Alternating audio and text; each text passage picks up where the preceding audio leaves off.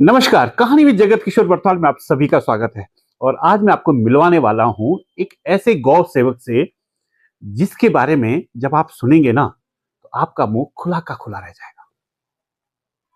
आप कल्पना कर सकते हैं कि रात के 12 बजे एक सुनसान जगह में जिस गाय पर बाघ ने हमला किया हो या अधमरा किया हो, वहां एक व्यक्ति उस गाय को यह सोचकर कि इसके बाद बाघ दोबारा हमला कर सकता है, इस गाय को नुकसान हो सकता है, अकेले उस गाय के साथ पूरी रात काट सकता है। क्या आप सोच सकते हैं क्या?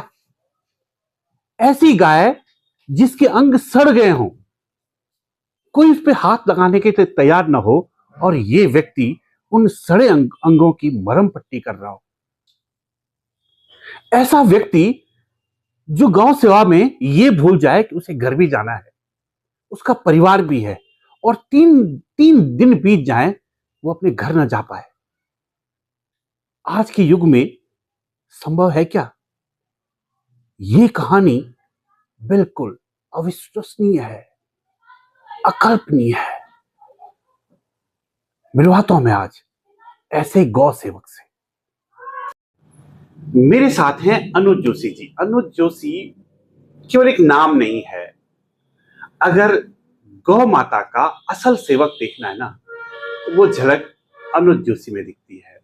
अनुज जी, आपका बहुत बहुत स्वागत है, अभिनंदन है। प्रणाम बड़े भाई। अपने बारे में कुछ बता सकते हैं क्या? देखिए, मेरा एक जो परिचय है, मैं सामान्य सा एक गौ भक्त हूँ, क्योंकि मेरी एक सोच है कि आदमी की जो पहचान है वो उसके कर्मों से होनी चाहिए, ना कि उसके नाम से। तो मेरा जो कर्म है वो इस समय सिर्फ गौ सेवा है।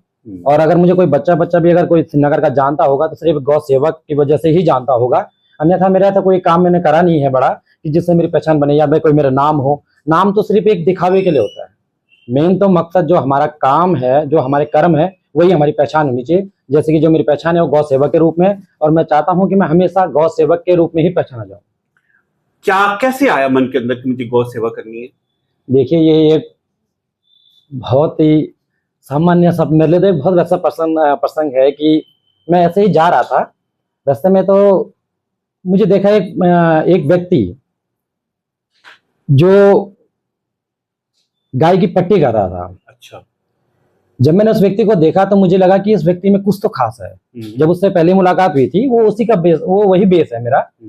और आज तक मैं उस व्यक्ति के अपने सर को उसके चरणों में रखता हूँ। वो व्यक्ति है, पहले नगर पालिका अध्यक्ष रह चुके हैं, माननीय विपिन चंद्र मैठानी। उनकी जो गौ सेवा है उसको देख के ही मैं इस गौ सेवा में आया हूँ, और मेरे जो प्रेरणादायक है वो श्री माननीय विपिन चंद्र मैठानी जी हैं। हमने आपको ऐसी ऐसी जगह देखा है गौ सेवा करते हुए, ऐसे ऐसे समय पे देखा है जब आदमी गौ या गाय पर हाथ भी लगाना पसंद नहीं करेगा।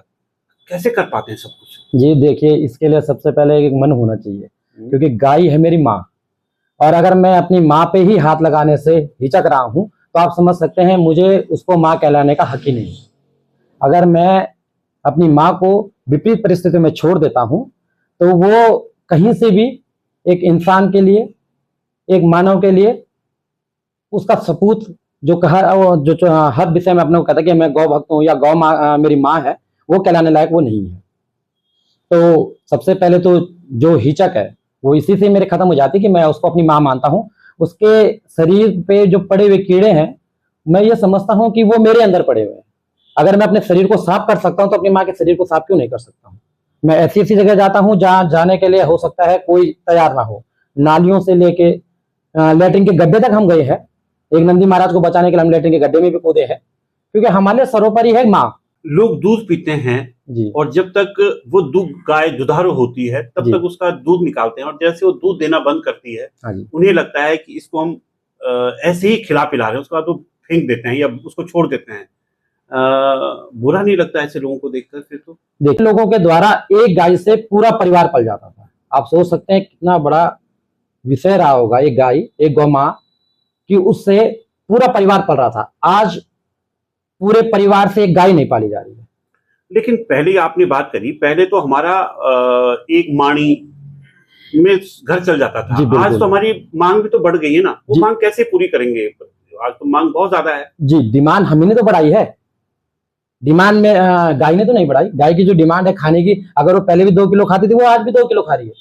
पर हमने क्या कर दिया, अब हमने अपनी डिमांडें बढ़ा दी है। अब हम सुबह उठते सार, पहले के लोग भी चाय पीते थे, पहले के लोग भी दूध खाते थे, दही खाते थे, घी खाते थे, सब वही था। पर अब हम लोगों ने क्या कर दिया, अपने को दिखावे के चक्कर में गाय का शोषण शुरू कर दिया है। तो वो गायों के जो बच्चे हैं उनका दूध के अंश को छीन के आपको पिला रहे हैं। अब आप कहते हैं कि पहले की गायें होती थी बछड़े के बिना दूध नहीं देती थी, आपकी गायें दूध कैसे दे रही हैं?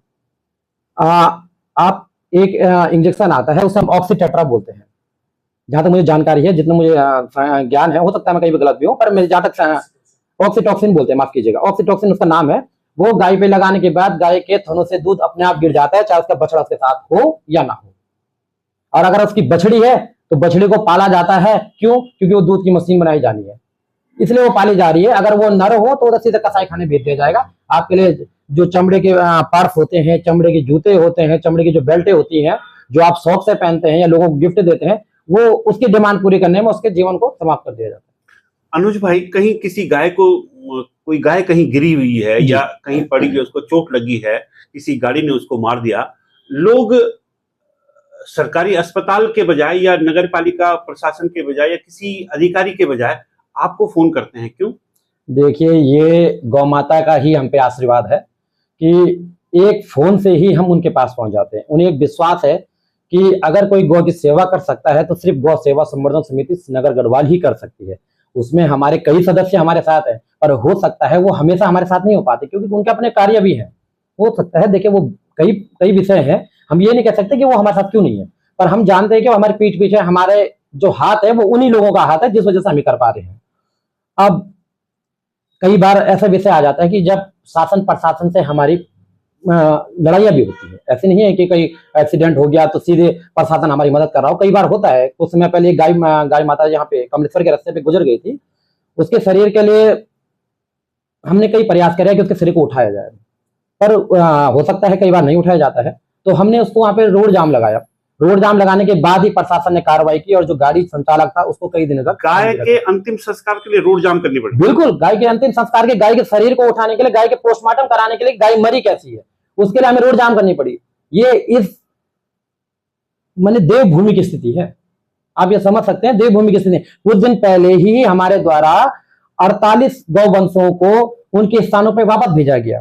कारण था 2 ट्रकों में, जबकि एक ट्रक में जो हमारे संविधान के हिसाब से 6 गौवंश से ज्यादा नहीं जा सकते हैं, उसमें 2 ट्रकों में 48 गौवंशों को भरा के भेजा जा रहा था विकास नगर की एक दूर दराज गौशाला में। अब वो दूर दराज जो गौशाला थी वो पहले से ब्लैक लिस्टेड थी, उसके हमने सब जानकारी निकाली। अब आप समझ सकते हैं 48 गौवंश, ईद के कुछ दिन पहले, सबसे बड़ी सोचने विषय है कि वो ईद से कुछ दिन पहले की बात थी। अब भेजा किसके जा रहा है? वो भी प्रशासन के द्वारा भेजा जा रहा है। सबसे बड़ी बात है कि वो प्रशासन के द्वारा भेजा जा रहा था। अच्छा, उसको हमारे द्वारा श्रीनगर में रोका भी तब गया कि जब एक गौवंश गाड़ी से नीचे गिर गया और ट्रक के द्वारा रोका नहीं गया। तब लोगों के द्वारा देखा, हमें जानकारी दी गई, हमारे द्वारा बांसवाड़ा में पकड़ के रात्रि को ही रोड जाम करके उन ट्रकों को वापस उनके स्थान पे भेजा गया कि जहां से गौवंश आए हैं उनको वहीं पे वापस छोड़ा जाए।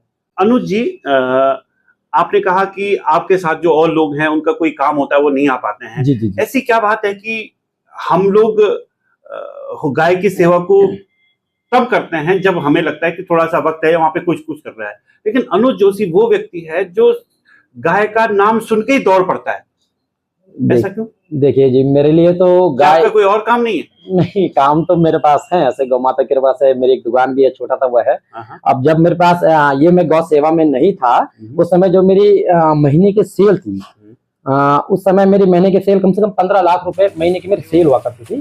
15 लाख? जी जी, महीने की 15 लाख रुपए सेल हुआ करती थी। और आज ये सालाना? नहीं, महीने की मैं आपको बिलिंग दिखा सकता हूँ, पूरे मेरे पे प्रूफ है। और आज की डेट में जो मेरी महीने की सेल है वो 2 से 3 लाख रुपए जा रही है, सिर्फ इन्हीं गौवंशों की सेवा के लिए। पर मुझे एक सुकून है, मुझे पैसे से सुकून नहीं मिलता है। देखिए, मुझे मिलता है गौ माता की सेवा करने से सुकून, और मेरे लिए वही सबसे बड़ी बात है। जब मैं रात को सोता हूँ, आप अगर मेरी दिनचर्या सुनेंगे तो हो सकता है अभी ये बहुत बड़ी बात हो जाएगी, हो सकता है कोई विश्वास ना करे, और मैं चाहता हूँ कि अगर कोई मुझ पर विश्वास नहीं करता है तो वो एक दिन मुझे अपना दे दे, मैं उसे धरातल में स्थिति दिखा दूंगा। हमारी जो सुबह होती है वो प्रातः 4:30 बजे से हम उठ जाते हैं। 4:30 बजे से हम थोड़ा गाय की सेवा करते हैं गौशाला में। उसके बाद हम 5:30 बजे सब्जी लेने आपकी चले अपनी गौशाला है? जी, अपनी गौशाला है। वो अभी नगर निगम द्वारा एक जमीन है, हमें प्रदत्त की गई है, उसमें उसमें रखी गई है। और हमारे द्वारा उन गौवंशों को उसमें रखा जाता है जो चोटिल होती है। चोटिल होती है हमारे, सिर्फ वो गौवंश रखे जाते हैं चोटिल होती है, क्योंकि हमारे पास जो इस समय गौवंशों की तादाद है वो करीब 52 से 53 गौवंश है। ठीक, वो सब कहीं ना कहीं जख्मी है, बिल्कुल जख्मी है, या फिर वो जरूरतमंद है। जो छोटे बच्चे हैं, जैसे रोड में अगर वो छोड़ दिया जाए, उनकी मृत्यु हो जाएगी। उनकी माँ मर गई है, कईयों की माँ रोड वाहन दुर्घटना में उनकी मृत्यु हो चुकी है। कईयों के पैर विक्षित हो चुके हैं, और कई ऐसे हैं जो थनैला रोग से ग्रसित हैं। माने कोई ना कोई कहीं ना कहीं तरीके से हमारे पास जो भी गाय है वो वही है। दूध की कोई भी गाय उपलब्ध नहीं है। आप कभी भी हमारी गौशाला में आके किसी भी समय आके आप हमसे बोल सकते हैं, हमें दिखाइए, हम दिखा सकते हैं। तो सुबह हम 5 साढ़े 5 बजे से सब्जी इकट्ठा करते हैं। अभी भी आप समझ सकते हैं, आप विश्वास नहीं करेंगे, मैं 2 दिन से घर नहीं गया हूँ। आप मेरे कपड़ों की स्थिति को देख सकते हैं, मैं देख रहा हूँ। हाँ। ये 2 दिनों से मैं अभी घर नहीं गया हूँ। कारण है, मैं परसों घर से निकला था सुबह 5:30 बजे करीब सब्जी इकट्ठा करने। उसके बाद मुझे एक रेस्क्यू का फोन आ गया, तो मैं रेस्क्यू करने निकल गया आपके गंगा दर्शन। उसकी पूरी यूट्रस बाहर आ गया था। अब सबसे बड़ी बात है, देखिए वो जो क्षेत्र है वो निगम के क्षेत्र से बाहर है। अब मैं ये बात आपको क्यों बताना चाह रहा हूँ, निगम के क्षेत्र से बाहर बताने का मेरा तात्पर्य है, क्योंकि निगम के क्षेत्र में जो हम कार्य कर रहे हैं, जो हम गौ सेवा कर रहे हैं, उस पर हमें पाबंदी लगाई जा रही है। सबसे बड़ी देखिए, गौ सेवा करने का सेवा मतलब गौ सेवकों को गाय की सेवा करने के लिए पाबंदी, बिल्कुल कारण बताया जा रहा है। हम पे डिग्री नहीं है जी। गौ सेवा, ये मैं पहली बार सुन रहा हूँ। गौ सेवा के लिए डिग्री चाहिए? जी बिल्कुल डिग्री चाहिए। मतलब जितनी गौ सेवक है सब डिग्री धारक हैं? जी जी, श्रीनगर में तो चाहिए, और का मैं कह नहीं सकता हूँ, पर श्रीनगर नगर निगम क्षेत्र में अगर आप गौ सेवा करना चाहते हैं तो आपको डिग्री की जरूरत है। आप अगर इस बात पे विश्वास ना हो, हम पे वीडियो रिकॉर्डिंग तक उपलब्ध है, जो उनके द्वारा बोला गया है।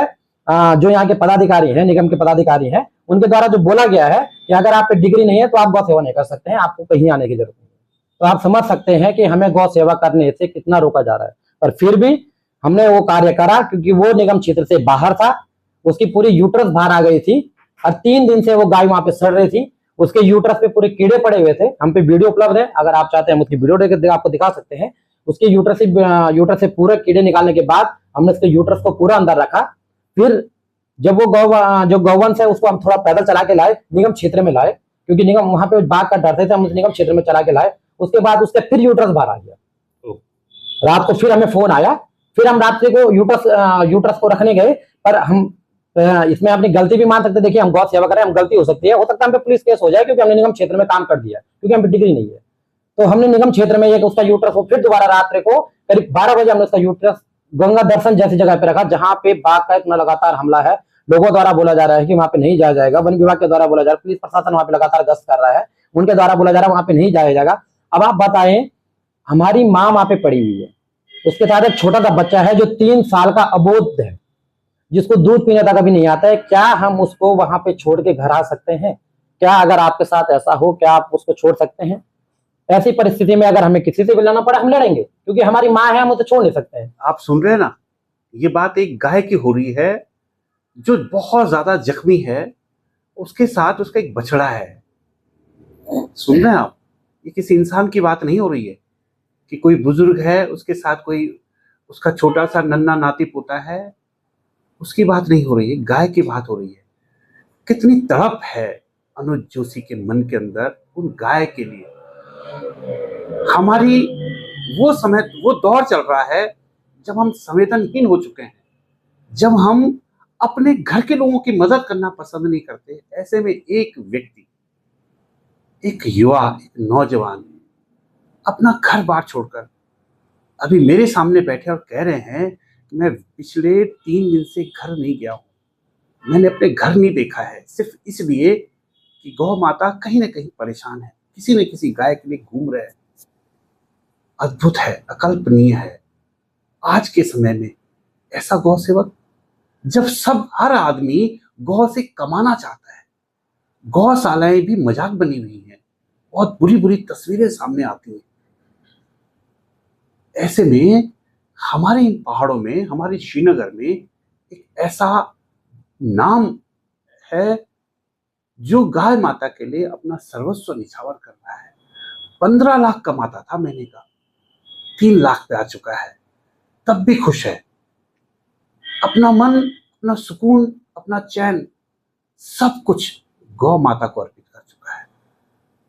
आप उसको परेशान कर रहे हैं, डिग्री मांग रहे हैं।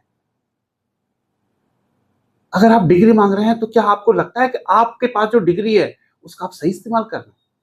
आप कीजिए ना उस डिग्री का सही इस्तेमाल, बढ़ाइए ना इस युवा के साथ हाथ।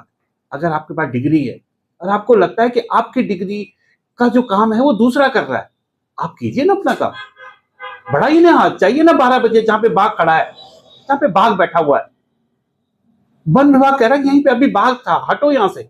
आप कर सकते हैं तो कीजिए ना, लेकिन रोकिए मत। अनुज भाई जी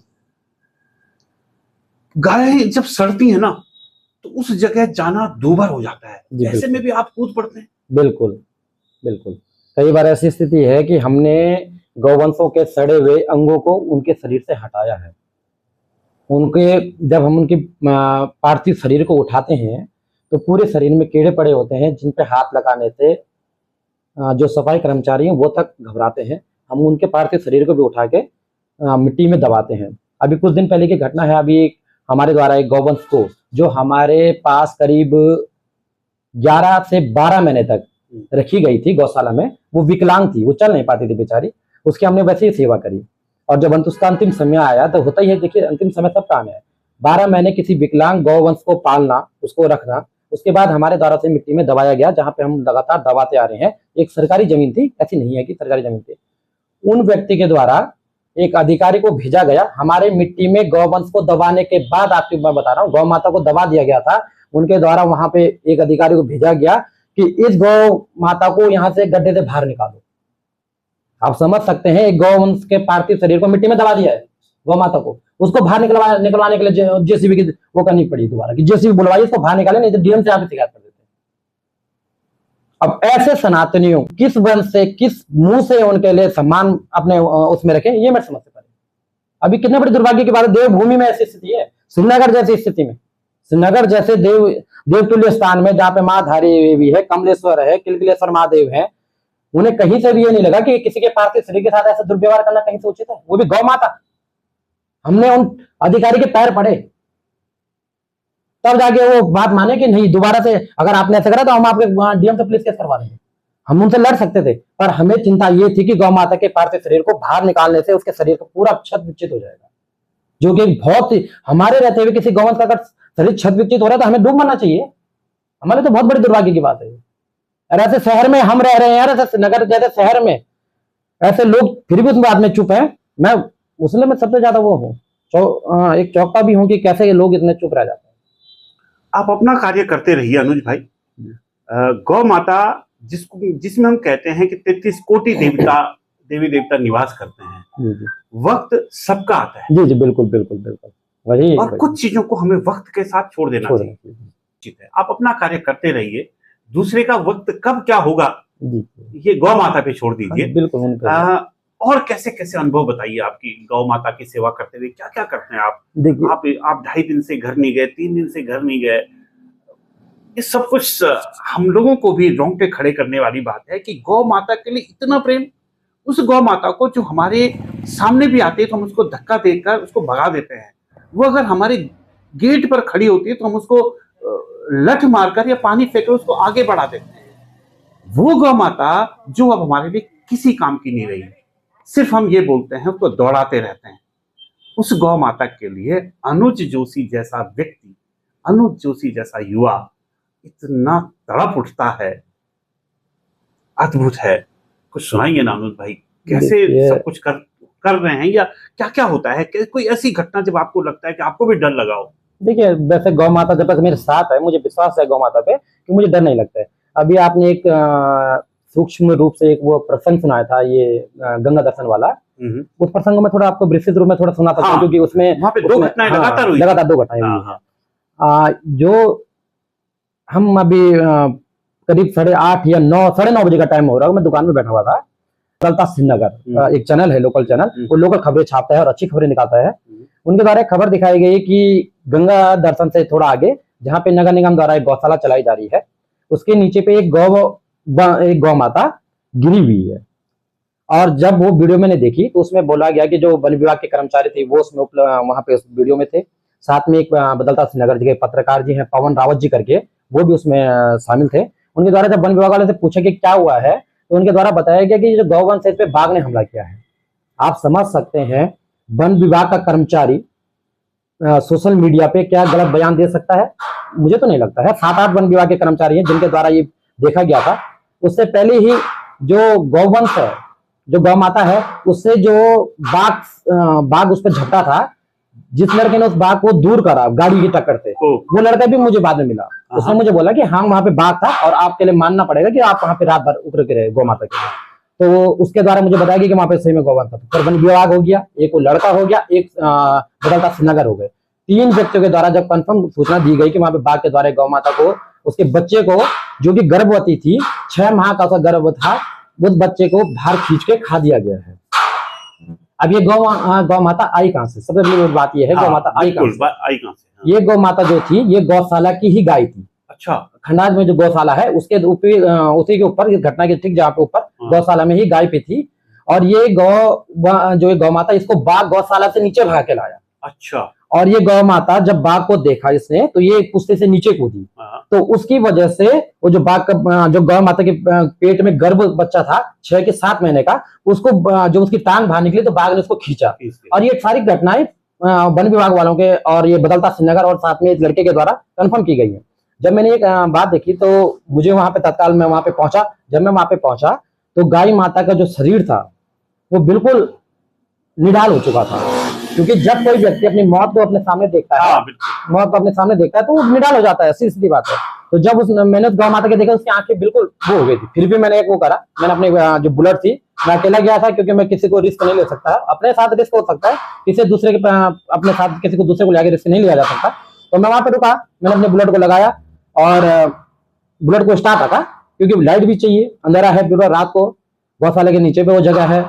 तो मेरे द्वारा गाय को धक्का मार के बैठाया गया उसको, क्योंकि निगम क्षेत्र से बाहर है तो मुझे वहां कोई उपचार करने से रोक नहीं सकता, तो मुझे वहां किसी की परमिशन चाहिए नहीं। तो मैंने गौ माता को जितना पशु चिकित्सकों से संपर्क किया, पशु चिकित्सकों के द्वारा मुझे बताया गया कि ये आप उसको दवाई दीजिए, हो सकता है गौ माता को बचाया जा सके, हो सकता है गौ माता को बचाया जा सके। तो पशु चिकित्सकों को मैं धन्यवाद देता हूं कि रात्रि को मैं 2 बजे फोन करूं, 1 बजे फोन करूं, उनके द्वारा हमेशा मेरा फोन उठाया जाता है, क्योंकि वो जानते हैं कि किस भाव से सेवा कर रहे हैं। उनका कोई भी हमें काम करने से रोकने का कोई वो नहीं रहता है, वो हमेशा हमें साथ देते हैं। तो मेरे द्वारा वो दवाइयां उस गौ माता को दी गई और कम से कम आधा घंटे के बाद जब गौ माता को दवाइयां मिली तो गौ माता बैठ गई। मैंने उसके मेरे द्वारा को बैठाया गया तो बैठ गई। उसके बाद मैंने तो थोड़ा और प्रयास किया तो गौ माता खड़ी हो गई। खड़ी होने के बाद हमारे द्वारा उस गौ माता को थोड़ा पानी पुनी जो भी व्यवस्था की थी वहां पे की गई। अब आप समझ सकते हैं रात्रि को ये करीब घटना है 11 बजे की, 11 बजे बज चुके थे। जिस क्षेत्र में बाघ, पूरी बाघ की महक, हम पहाड़ी आदमी, हमें बाघ की महक को पता है कि कैसे बाघ, जैसे बकरे को जलाने की आती है, बाघ की गंध आती है। हमें पूरी महक महसूस हो रही थी, रोंगटे खड़े भी हो रहे थे, डर भी लग रहा था, पर साथ में था कि गौ माता है तो क्या हो सकता है, जब गौ माता आता है तो कोई फर्क नहीं पड़ता है।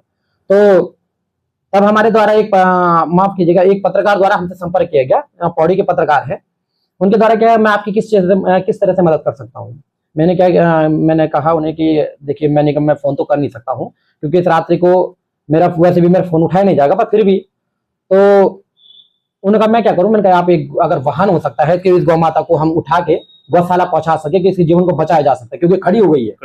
अब ऐसा नहीं कि इसको जीवन खड़ा हो जाए, यहाँ पे इसको छोड़ दिया जाए, जैसे वन विभाग या उनके कर्म छोड़ा गया, वो भी गलत है। वन विभाग द्वारा इनको गौशाला पहुंचाना चाहिए था, वो वन विभाग की भी ड्यूटी थी क्योंकि उनकी जिम्मेदारी थी, उनको छोड़ा गया, वो भी उनकी गलती है।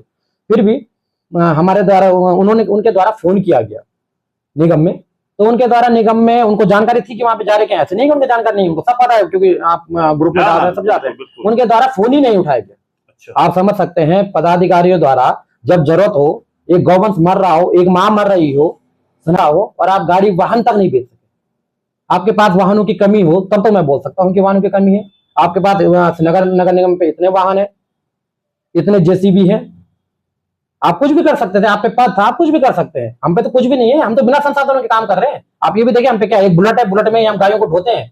आप सोच सकते हैं हम मृत गौवंशों को बुलेट में ले जाते हैं, हमें जेसीबी तक उपलब्ध नहीं कराया जा रहा है। क्या अनुज जोशी को उसके घर वाले रोकते नहीं है सब कुछ करने? देखिए मेरे घर वाले पहले मुझे रोकते थे, ये बात सच है कि उनके द्वारा पहले बहुत रोका गया, पर अब मेरे घर वाले मेरा पूरा सहयोग करते हैं। उन्हें लगता है कि हाँ, कि जिस मरने के बाद गाय की पूंछ पकड़ लेते हैं, बढ़िया जीवित में ही गाय की पूंछ पकड़ लेते हैं। कई लोग तो गाय को डंडा मारेंगे, बाद में गाय की पूंछ पकड़ लेंगे कि हमें मोक्ष दे दो, मोक्ष दे दो, मोक्ष दे दो, वैतरणी पार करा दो। पर जब हम जीवित ही में वैतरणी पार कर रहे हैं तो हमें क्या चल रहा है। अब वो मेरा पूरा समर्थन कर रहे हैं, मैं उनको मन से धन्यवाद भी देता हूँ, अपने परिवार को, कि जो मेरा पूरा सहयोग कर रहे हैं। फाइनेंस मिलता है या अपने आप ही अपने संसाधनों से सब कुछ कर रहे हैं? देखिए, अभी तक गौ माता की कृपा से हमें जो भी पैसा मिला है, हमारी एक समिति बनाई गई है, गौ सेवा संवर्धन समिति। उसमें हमारे सदस्य हैं, पूरी हमारी टीम है, और हमारे द्वारा एक बैंक खाता खोला गया है भारतीय स्टेट बैंक में। आप कभी भी जाके सूचना अधिकार से हमसे कोई भी जानकारी ले सकते हैं। उसमें प्रत्येक व्यक्ति का 1-1 रुपया सीधे खाते में जमा होता है, और हम पे कोई भी एलिगेशन नहीं लगा सकता कि आपके द्वारा 1 भी रुपया कहीं गलत तरीके से निकाला गया है। हम उस पैसे को यूज नहीं करते हैं। हम उस पैसे का हमने सोच रखी है कि एक गौ सेवा वाहन लिया जाए, क्योंकि ऐसी परिस्थितियों में जब हमारा कोई साथ ना दे, हम उस वाहन को उस परिस्थितियों में सबकी आम जनमानस की सेवा में भी उसको समर्पित करेंगे, और गौ सेवा के लिए हम समर्पित करेंगे उसको। अभी तक उसमें हम पैसे इकट्ठा कर रहे हैं। देखिए, अभी तक हमें कम से कम 13 लाख रुपए करीब हमें उसमें वाहन में लगेगा, तो अभी तक हम पे कुछ कमी है, पर हो जाएगा। देखिए, अनुज जोशी से मैं कहूं कि कुछ लाइनों में वो लोग जो मदद नहीं करते हैं, आप उनको, अगर आप उनकी मदद की आवश्यकता आपको पड़ती है, अगर आप उनको एक मैसेज देना चाहें तो क्या देंगे? देखिए, अगर मुझे पता है पहले से कि इस व्यक्ति ने मेरी मदद नहीं करनी है, फिर भी मैं एक प्रयास करूंगा, क्योंकि मुझे लगता है कि क्या पता कभी सद्बुद्धि किसी के मन में आ जाए। पर कोई ऐसा होता है कि जो नहीं सुधरता है उसने कभी नहीं सुधरना, क्योंकि मैंने आपसे कहा आपको उनकी आवश्यकता है जी, उन्हें आपकी नहीं है जी, और आपको उनकी आवश्यकता है इसलिए कि आप गौ माता के सेवक हैं जी, और गौ माता हर स्थिति में अपने किसी भी भक्त को या अपने किसी से भी बुरा नहीं मानती जी। बिल्कुल बिल्कुल। आप भी गौ सेवक हैं, स्वाभाविक तौर पर आप पर भी गुण गौ माता के ही हैं जी जी जी। उन लोगों से अगर आप कुछ कहना चाहें जी, एक निवेदन करना चाहें तो क्या करेंगे? देखिए, मैं उन सभी से निवेदन करना, अभी भी आपके चैनल के माध्यम से निवेदन करना चाहता हूँ या करता हूँ कि आपने भी बाद में गौ की पूंछ ही पकड़नी है। सच ये है कि आप जब मरेंगे या आपके कोई भी परिवार का सदस्य जब उसका देह वासन होगा, आप सबसे पहले गाय की पूंछ को ही पकड़ेंगे कि हमें या हमारे पितरों को तर्पण करा दीजिए या वैतरणी पार करा दीजिए। तो उस गौ के लिए अभी भी आप सही दिशा में गौ के प्रति समर्पण करते हुए, गौ के प्रति जो हम कार्य कर रहे हैं, हमें उस कार्य में सहयोग करें, ना कि हमारा विरोध करें। अब उन लोग के लिए क्या मैसेज है जो गाय का अपमान करते हैं या गाय को छोड़ते हैं? देखिए, उनको तो इस जन्म में क्या, कई जन्मों में उसको नहीं, क्योंकि उन्होंने तो गाय का खून किया है। खून मैं इसलिए बोल रहा हूं, जब किसी गौवंश का दूध बनता है तो वो खून से ही डाइवर्ट होता है। ये आपसे मुझसे ज्यादा साइंटिस्ट लोग इसको बता सकते हैं, पर जहां तक मुझे जानकारी है, जहां तक मैंने सीखा है, जहां तक मुझे पता है, क्योंकि गाय के दूध से ही छन के दूध, गाय के खून से ही छन के दूध बनता है, और आपने उसका दूध पीने के बाद उसको आज दर दर ठोकर खाने के लिए छोड़ दिया है। इससे बड़ा दुर्भाग्य क्या हो सकता है? उस पाप के भागी वो जीवन भर कितना भी पुण्य कर ले, कितना भी भागवत करा ले, कुछ भी करा ले, उस पाप से वो कभी भी, उस पाप के ऋण से कभी भी विमुक्त नहीं हो सकते। अगर गौ माता के बारे में हम ये कहें कि हमें गौ माता को पूजना चाहिए, नई जो पीढ़ी आ रही है, तो नई पीढ़ी को गौ माता के बारे में नई पीढ़ी को आप कितने कम शब्दों में समझा सकते हैं? देखिए, आप अगर गौ माता को पूजनीय मानते हैं, मेरे से अगर नई पीढ़ी को हम समझाना चाहते हैं, तो सबसे पहले आप उनको गाय तो दिखाएं तो सही। आपको श्रीनगर में, आप अगर मेरे बच्चे हैं, उनको गाय तक देखने को नहीं मिल रही। कितने बड़े दुर्भाग्य की बात है कि देवभूमि में गाय देखने तक को नहीं मिल रही है। हम क्या सिखाएंगे उनको? मेरे अपने बच्चे हैं, जो एक 7 साल की बेटी है और एक 13 साल का बेटा है। आप उनको कई रेस्क्यू में मेरे साथ दे सकते हैं, रात रात तक। क्या बात?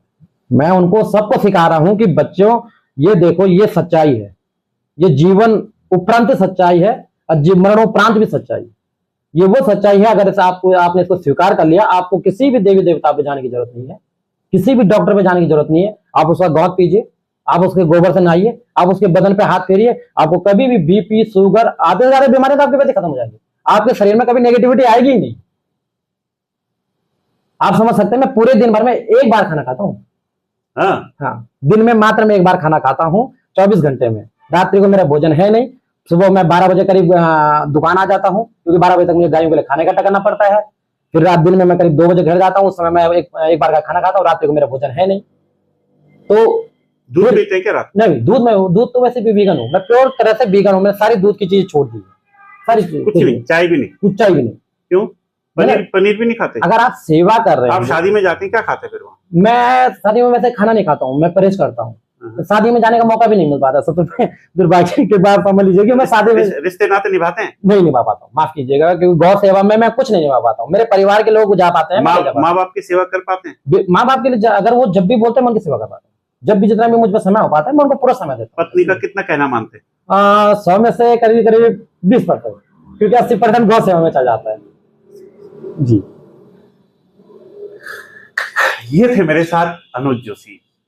इनकी बातें सुनकर स्वाभाविक तौर पर मन तो कर रहा है इनसे गौ माता के बारे में पूछता रहूं।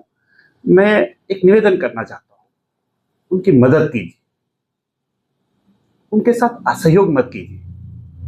ये देवभूमि में, इसको देवभूमि इसलिए कहा जाता है कि यहाँ देव स्वरूप लोग पैदा होते हैं। देवभूमि अपने आप नहीं बनी, आपने मैंने नाम नहीं रखा, ये देवताओं की भूमि है। पता नहीं कौन सा देवता किस रूप में हम सबके अगल बगल। दिक्कत यह है, पहचाने तो सही। अनुज जोशी भी इस देवभूमि में देवता स्वरूप ही है।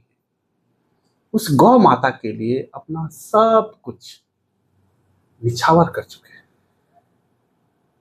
उनका असहयोग हमें उस श्रेणी में शामिल करेगा जहां हमने सुना था ना कि जब सीता मैया राम जी के साथ वापस आई तो किसी ने कहा ये तो रावण के घर रहकर आई। क्या हम वहीं पहुंच रहे? मेरा निवेदन आपसे, अनुज जोशी जी का अगर आप साथ नहीं दे सकते तो उनका विरोध मत कीजिए। हमारी आपको बहुत बहुत शुभकामनाएं। आपसे हमारी मुलाकात हुई, हम भी अपना सौभाग्य मानते हैं। फिर मुलाकात होगी। आप गौ सेवा करते हैं, आप अपना भी ध्यान रखिए और अपने परिवार का भी ध्यान रखिए। फिर अगली कहानी के साथ, अगले किसी व्यक्ति के साथ। तब तक के लिए आप सबको बहुत बहुत नमस्कार, प्रणाम, धन्यवाद।